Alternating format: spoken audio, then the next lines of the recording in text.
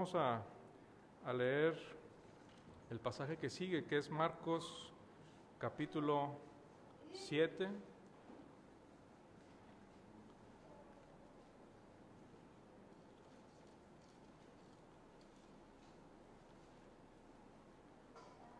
Del versículo 24 al 30.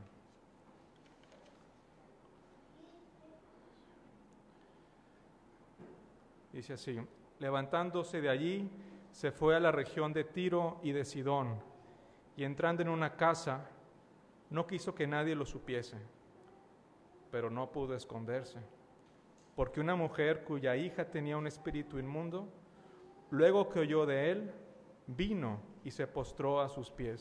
Pero Jesús le dijo: deja primero que se sacien los hijos, porque no está bien tomar el pan de los hijos y echarlo a los perrillos. Respondió ella y le dijo: sí, Señor, pero aún los perrillos debajo de la mesa comen las migajas de los hijos.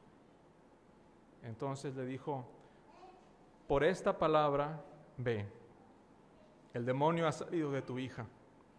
Y cuando llegó ella a su casa, halló que el demonio había salido y a la hija acostada en la cama. Vamos a orar. Padre Celestial, gracias por tu palabra, Señor. Gracias por este texto que vamos a leer, que leímos ahora, que vamos a estudiar, Señor.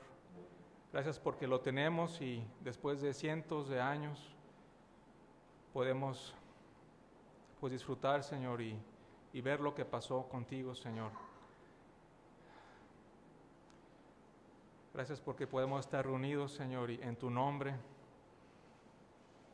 Y, Señor, esperemos, Señor, que tú bendigas tu palabra hoy, Señor, que podamos ser enseñados por ti, que tu palabra nos transforme, Señor. Tu palabra permanece para siempre. Todo lo que vemos, este mundo, los cielos, Señor, van a pasar, pero tus palabras no van a pasar, Señor. Gracias por el gran privilegio, Señor, de reunirnos en tu nombre, porque la palabra ha llegado a nuestras vidas, Señor, en este tiempo. Gracias, Señor, por tu magnífico plan, y te pedimos, Señor, que tú bendigas este tiempo, Señor. En el nombre de Cristo Jesús. Amén. Muy bien. Empezamos por el primer versículo. Levantándose de allí, se fue a la región de Tiro y de Sidón, y entrando en una casa, no quiso que nadie lo supiese, pero no pudo esconderse. Podemos recordar que nuestro Señor es verdaderamente humano, verdaderamente hombre y verdaderamente Dios. Y en esta circunstancia Él decidió someterse a su humanidad, ¿verdad?, con nuestras limitaciones. Tenemos proyectos y muchas veces pues no resultan como queremos. Y aquí en esta faceta de nuestro Señor de hombre, quería que nadie supiese que estaba entrando en una casa, pero no pudo esconderse. Y esta manera de actuar del Señor Jesús la vimos ya dos veces. Al principio en Mateo 1:45, en Marcos, en el capítulo 1, en el versículo 45, podemos ver que el Señor se alejó.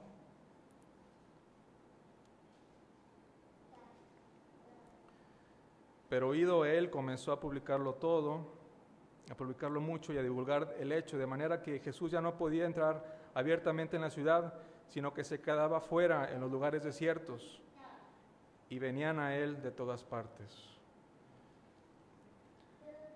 Y en el capítulo 6, versículo 32,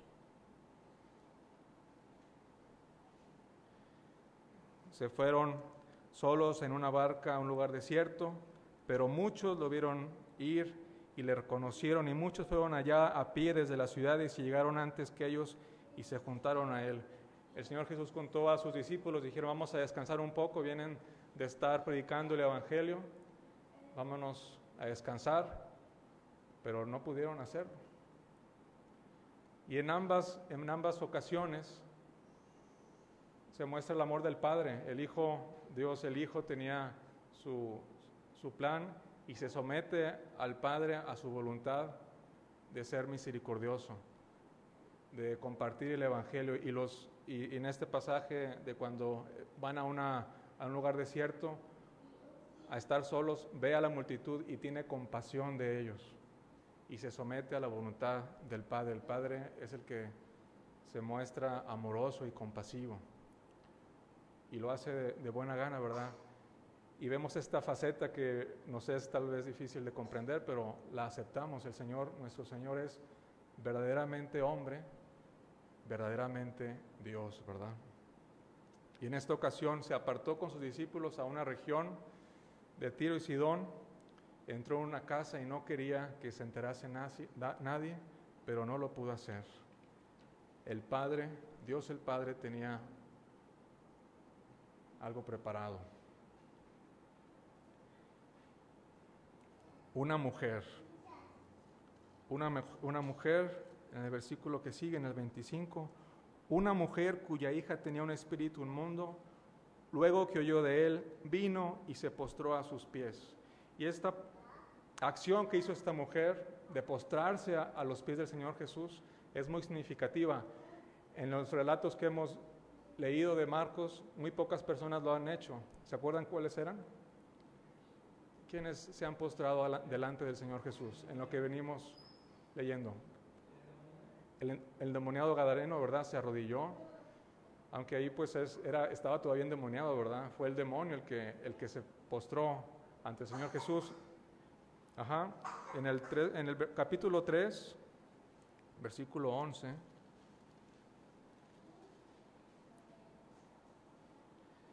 los espíritus inmundos al verle se postraban delante de él y daban voces diciendo: tú eres el Hijo de Dios. Mas él los reprendía mucho para que no le descubriesen.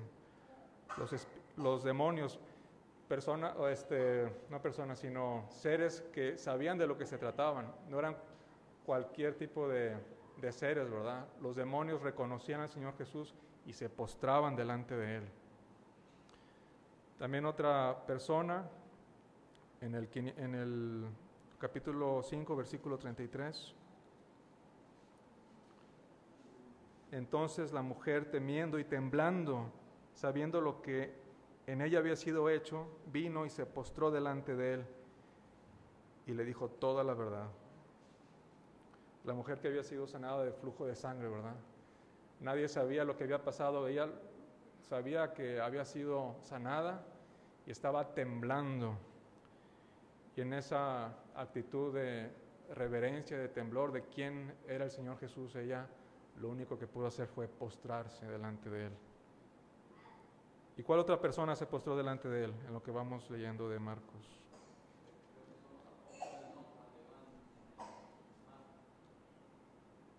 Ay, híjole, no, tal vez sí, no recuerdo si...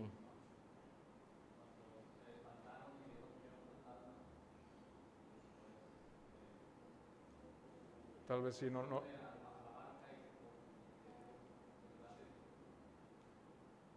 Ok, no recuerdo, igual eso en otro evangelio, no sé, igual sí, igual se me escapó y no lo leí tal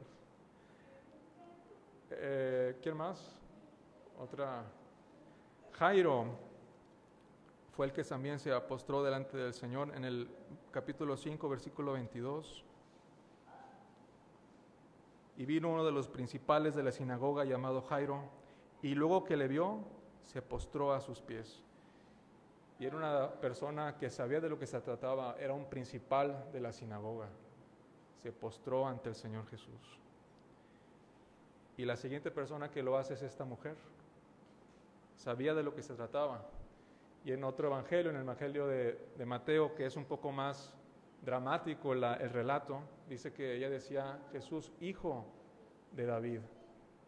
Tenía un conocimiento muy especial del Señor Jesucristo. Él era el Mesías, hijo de David, el rey. Pero esta mujer no era judía. Lo sorprendente de todo esto es que tenía este gran conocimiento del Señor Jesús, pero era griega. era sirofenicia. Muy probablemente había batallado con su hija en la condición que tenía de ser pues agraviada y ser atormentada por un espíritu inmundo. Y pues los griegos, los sirofenicios, pues tenían otros dioses, ¿verdad? O más bien tenían ídolos, y muy probablemente esta persona había probado por muchas otras posibilidades, pero dice que oyó del Señor Jesús, y luego que oyó de Él y que andaba por ahí, vino a postrarse delante de Él. Llegó a tener este conocimiento del Señor Jesús muy profundo, tanto que lo buscó y se postró delante de Él. Pero tenía varias cosas en contra. La primera es que era mujer. Y en esos tiempos, pues ser mujer, pues era otra cosa ahora, ¿verdad? Muy, muy diferente. En otro evangelio se menciona también a un gentil que tuvo una fe muy similar, aunque era romano, el centurión, pues creyó en el Señor Jesús, y el Señor Jesús también se admiró de su fe. Pero era hombre, el centurión, ¿verdad? Y también era muy respetado por la sociedad, tenía una posición de honor, y hasta fueron los líderes de su comunidad a rogarle al Señor Jesús: hazle caso, Él merece tu atención, Él nos ha ayudado mucho. Pues es gentil, pero es hombre y tiene una posición de mucho honor. Pero esta mujer no, era griega y era mujer, y no tenía ese estatus, ¿verdad?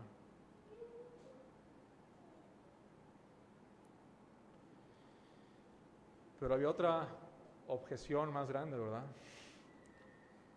Y es la objeción que el Señor Jesús puso. Es muy curioso, pero en este relato el problema lo presenta el Señor Jesús. Es la gran objeción, y el Señor, nuestro Señor, la presenta. Y es en el siguiente versículo. Pero Jesús le dijo: deja primero que se sacien los hijos, porque no está bien tomar el pan de los hijos y echarlo a los perrillos. Y es una gran objeción, y la pone el Señor. Y bueno, podemos hablar de esta objeción bastante tiempo, muchas cosas. Primeramente, pues podría ser muy ofensiva, ¿no? A la mujer. La está diciendo que aquí están los judíos, que son los hijos, y ustedes los gentiles, pues son los perrillos. Y nos podría ser muy, muy ofensivo, pero podría haber sido más ofensivo. El Señor Jesús en otras ocasiones usa un lenguaje aún más ofensivo, cuando se refiere en otro pasaje en Mateo, en el 3:31, cuando ordena no dar lo santo a los perros, ni las perlas a los cerdos, no sea que se vuelvan y os ataquen. Ahora, aquí los perros en Mateo 3:31 es otra clase de perros. Ahorita que veníamos para acá, para la reunión, dimos la vuelta acá por la calle de Metalsa, y nos topamos con una jauría de perros callejeros, y pues se vuelven salvajes estos perros, y pensábamos, pobre gente que cruza por aquí en las mañanas para las fábricas y toparse con estos perros, y pues sí, es muy riesgoso, ¿no? La gente en bicicleta, perros salvajes que se vuelven así traicioneros y empiezan a morder. Pero el lenguaje que usa aquí el Señor Jesús con perrillos se refiere a las mascotas del hogar.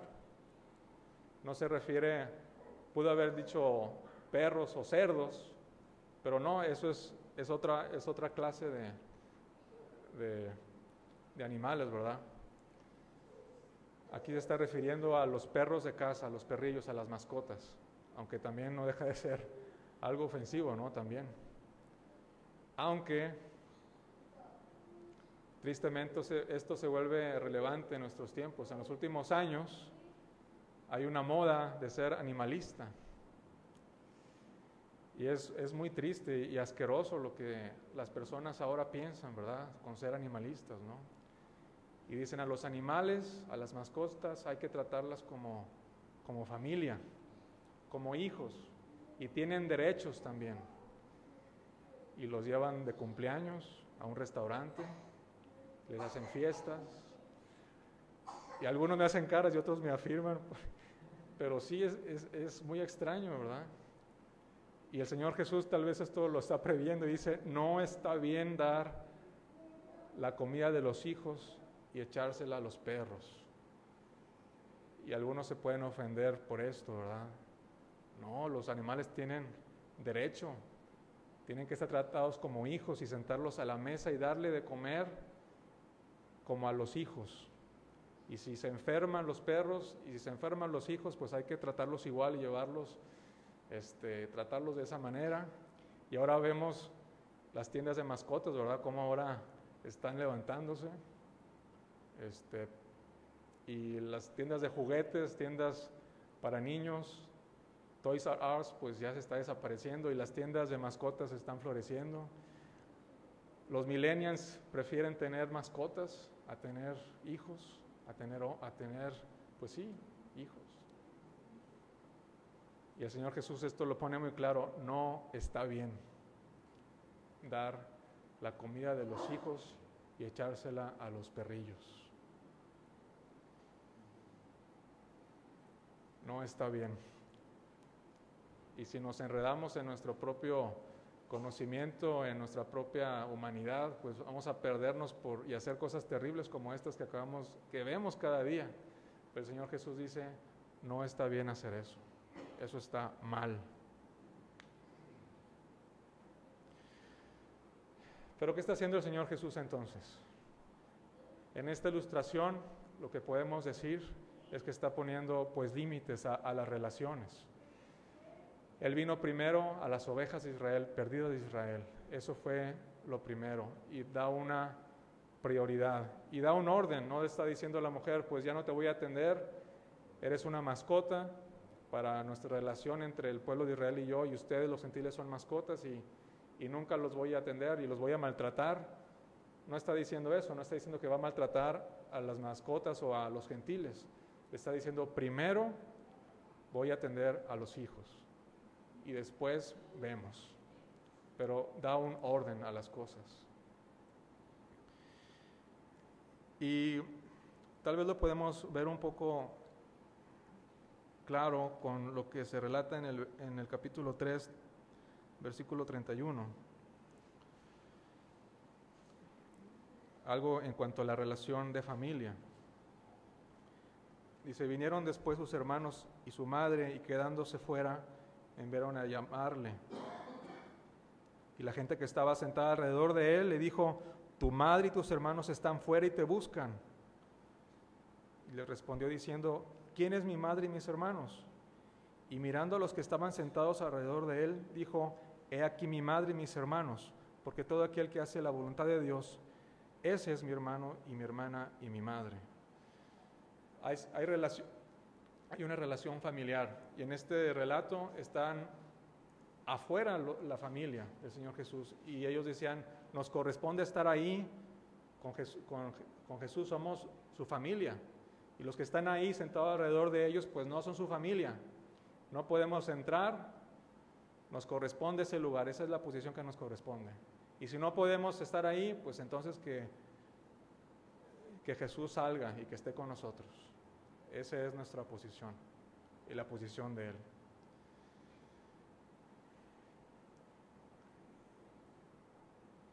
Y se ven claramente estos límites, ¿no? De los que estaban ahí sentados alrededor de Él, pues no es su familia y no les correspondía ese lugar. Y algo así es lo que podríamos ver en este pasaje. La separación en la relación entre los gentiles y los judíos. Los judíos tenían esta relación principalmente con Dios en primer lugar, y los gentiles nos toca otra posición en este tiempo, en ese tiempo en que el Señor Jesús está hablando. Voy a dejar esto pendiente y lo vamos a revisitar al último para seguir con el relato.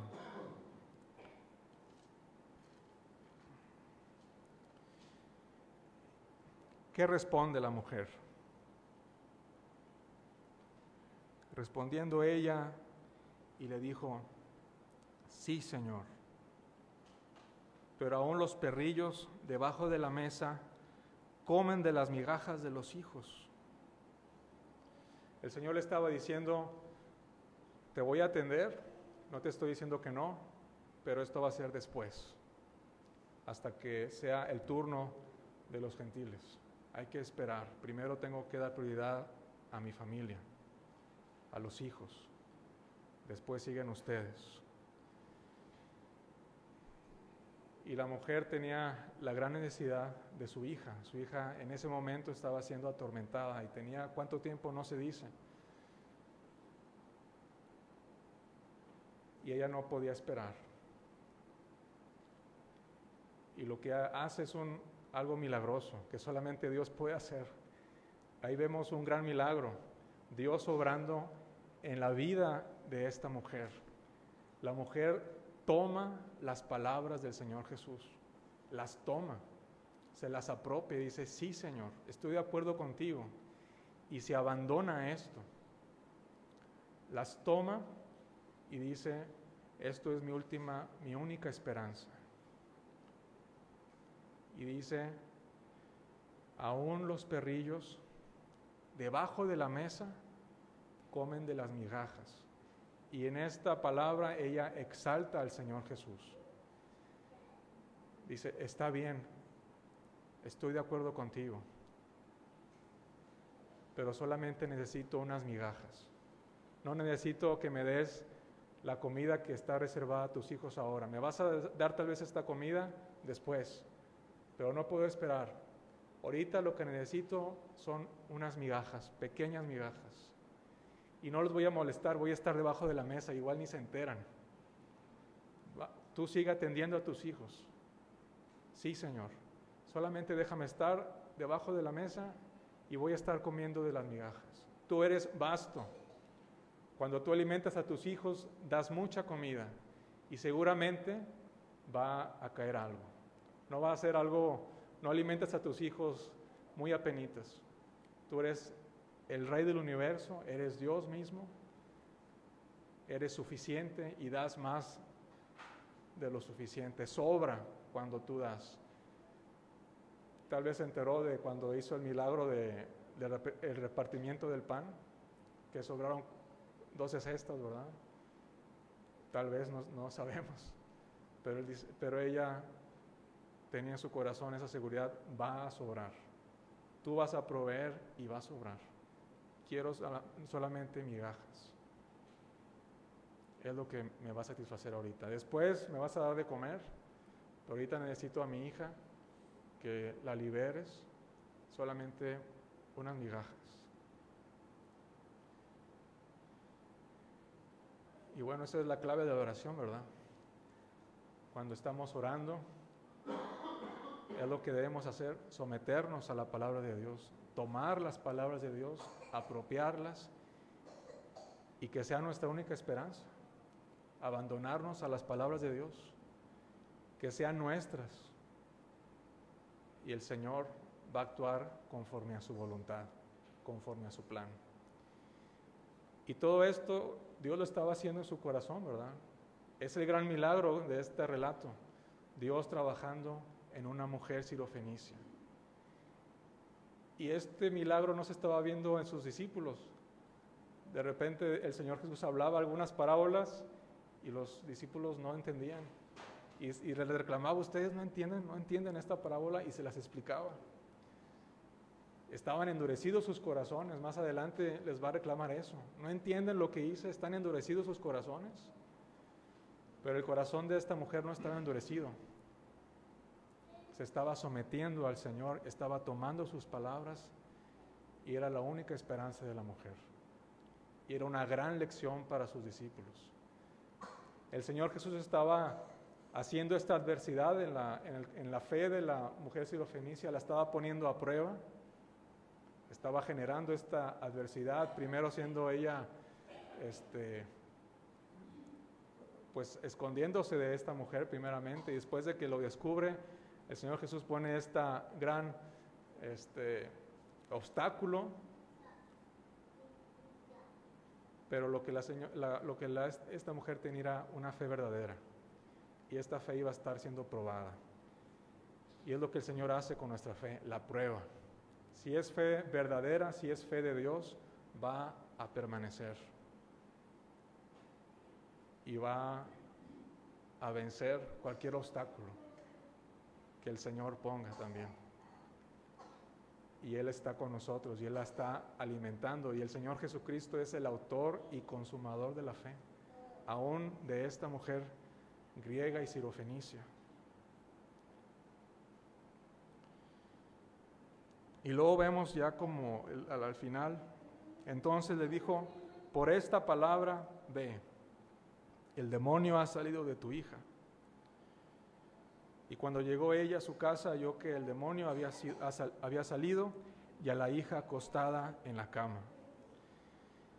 Y vemos que el Señor Jesús no necesitó hacer algo muy espectacular, como que pasó algo en la esfera espiritual. Él dio una orden en sus pensamientos, o simplemente no se sabe qué pasó, ¿verdad? No sabemos, pero fue algo pues muy significativo en el ámbito espiritual, y pues ese demonio salió con el Señor nada más concediéndolo en su mente, en su corazón. Y estamos nosotros aquí viviendo y nuestro corazón está palpitando porque el Señor lo está concediendo en su corazón. Si el Señor Jesús dice algo en su corazón o en su pensamiento, pues dejamos de existir, o desaparece todo este universo, porque Él sostiene todas las cosas por la palabra de su poder, en lo que está en su mente, en su corazón. Y aquí lo vemos que el Señor Jesús no necesitó hacer algo espectacular. Sucedió algo en su corazón y eso fue suficiente. Y la mujer fue, y la hija ya estaba acostada en cama. Y es relativo a esto, que estaba acostada en cama, como que diciendo que pues no podía descansar la niña, no podía estar en paz, pero ya estaba ahora descansando. Y bueno, ya para concluir, vamos a ver dos pasajes. Vamos a Efesios 2:11. Y en la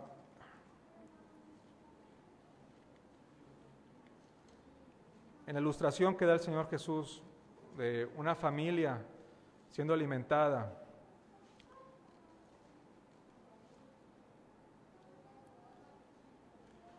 y la separación entre judíos y gentiles, y nosotros los gentiles.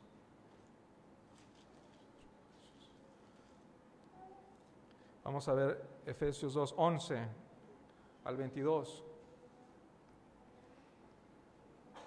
Por tanto, acordaos de que en otro tiempo vosotros, los gentiles, en cuanto a la carne, eras llamados incircuncisión por la llamada incircuncisión hecha con mano en la carne.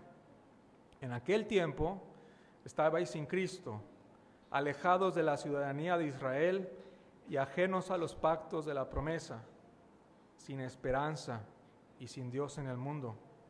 Pero ahora, en Cristo Jesús, vosotros que en otro tiempo estabais lejos, habéis sido hechos cercanos por la sangre de Cristo, porque Él es nuestra paz, que de ambos pueblos hizo uno, derribando la pared intermedia de separación, aboliendo en su carne las enemistades, la ley de los mandamientos expresados en ordenanzas, para crear en sí mismo de los dos un solo y nuevo hombre, haciendo la paz, y mediante la cruz reconciliar con Dios a ambos en un solo cuerpo, matando en ellas las enemistades.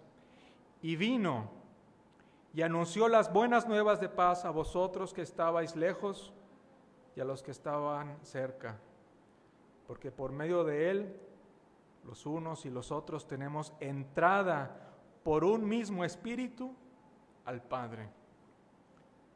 Así que ya no sois extranjeros ni advenedizos, sino conciudadanos de los santos y miembros de la familia de Dios, edificados sobre el fundamento de los apóstoles y profetas, siendo la principal piedra del ángulo Jesucristo mismo, en quien todo el edificio, bien coordinado, va creciendo para ser un templo santo en el Señor, en quien vosotros también sois juntamente edificados por la morada de Dios en el Espíritu.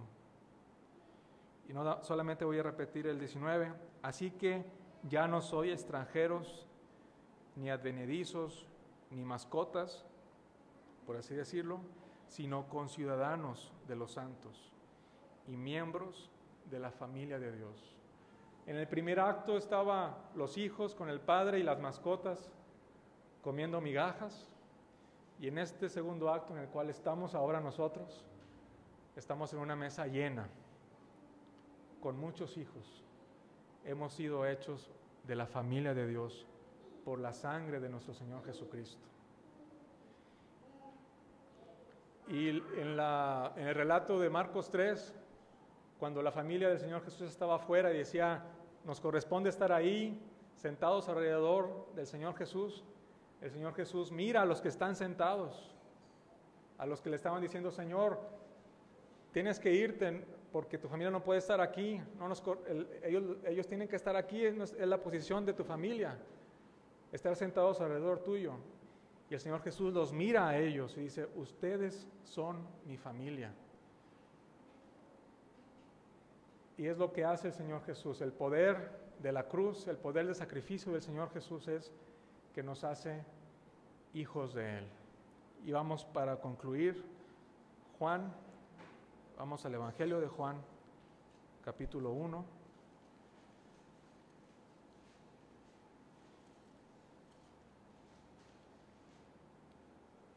Y también es significativo la ilustración del Señor Jesús por el pan, porque habíamos visto que en el milagro de los panes, los bendijo, los partió y repartió, y esa frase se repite más adelante, vimos con Emanuel, y este asunto de pan y de alimentar, aquí lo pone el Señor Jesucristo.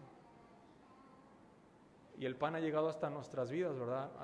El Señor Jesús, el Evangelio ha sido partido, ha sido compartido por muchas generaciones y nos ha llegado hasta nuestros días, y podemos disfrutar del pan vivo que descendió del cielo, del Evangelio del Señor Jesús.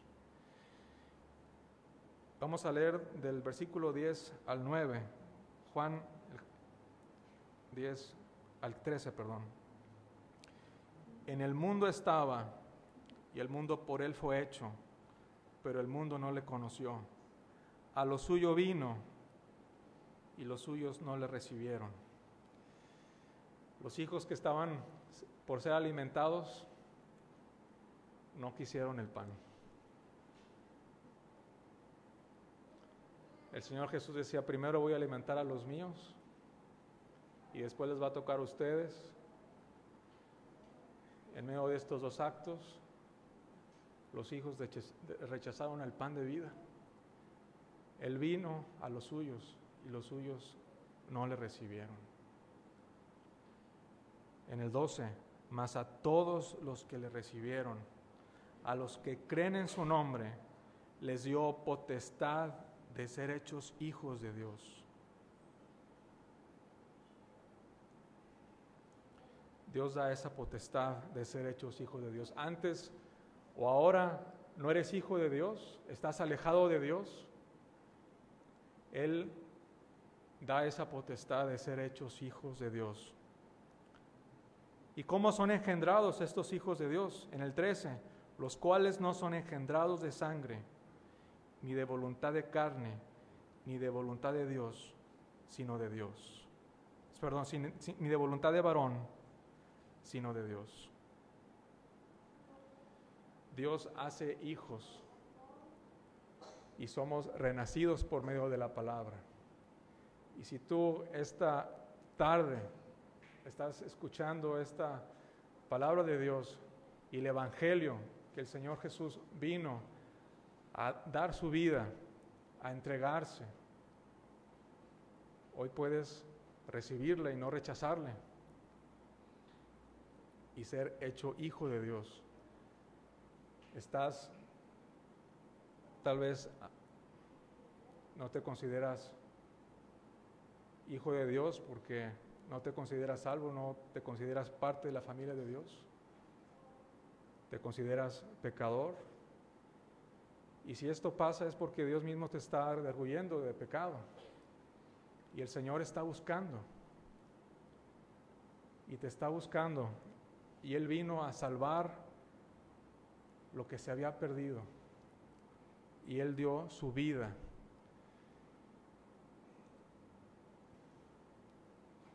Su sangre.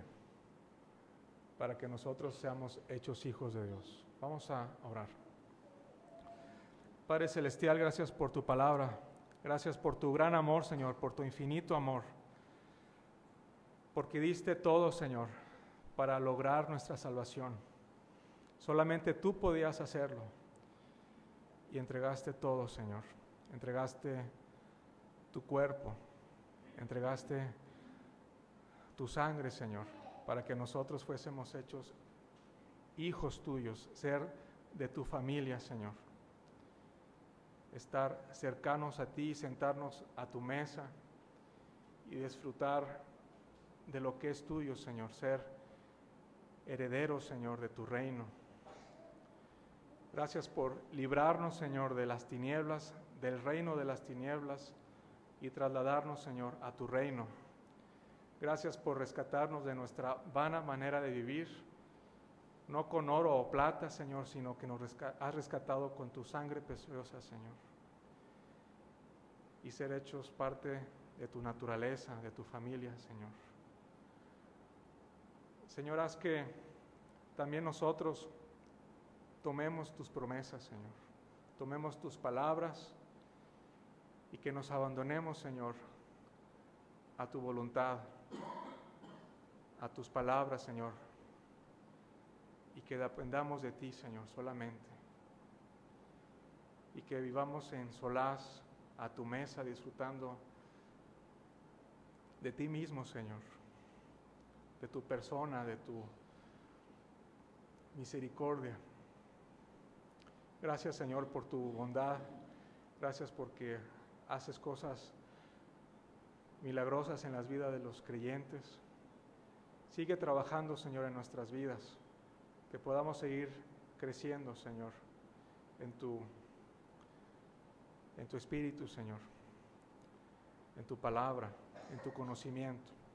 Gracias, Señor, porque tú haces estas cosas y tú eres fiel. En el nombre de Cristo Jesús. Amén.